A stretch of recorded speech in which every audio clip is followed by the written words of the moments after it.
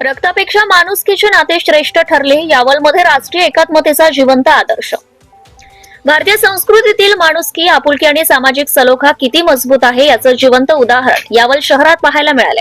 धर्म, जात, पंथ यांच्या पलीकडे जाऊन रक्ताच्या नात्यापेक्षा जीवाभावाचे नाते श्रेष्ठ असते हे येथील एका घटनेतून पुन्हा एकदा सिद्ध झाले आहे. यावल शहरातील देवरे सोनार कुटुंबाकडे कासमपूर खान उर्फ खान बाबा वय 100 वर्ष हे मुस्लिम समाजातील ज्येष्ठ व्यक्ती तब्बल 60 वर्षांहून अधिक काळ सराफी कारागीर म्हणून सेवा देत आहेत. तरुणपणापासूनच खान बाबा या कुटुंबाचा अविभाज्य भाग बनले होते. वार्धक्यामुळे काम करू न शकल्यानंतरही देवरे सोनार कुटुंबियांनी त्यांना कधीही दूर केले नाही. उलट कुटुंबातील सदस्यांप्रमाणेच त्यांचा सांभाळ केलाय. मंगळवारी खान बाबा यांचं वृद्धापकाळाने निधन झाले. त्यांच्या निधनानंतरही देवरे सोनार कुटुंबाने माणुसकीचे दर्शन घडवत खान बाबांची अंत्ययात्रा आपल्या घरातून निघावी अशी इच्छा व्यक्त केली. त्यांच्या इच्छेनुसार मुस्लिम रीतिरिवाजाप्रमाणे अंत्यसंस्कार करण्यात आले.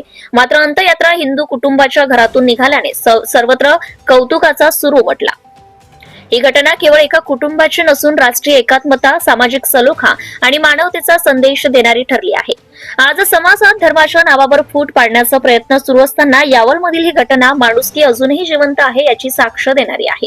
या प्रसंगी नागरिकांनी भावना व्यक्त करताना सांगितले की धर्म वेगळा असला तरी माणुसकीचे नाते असेल तर कोणालाही तोडता येत नाही.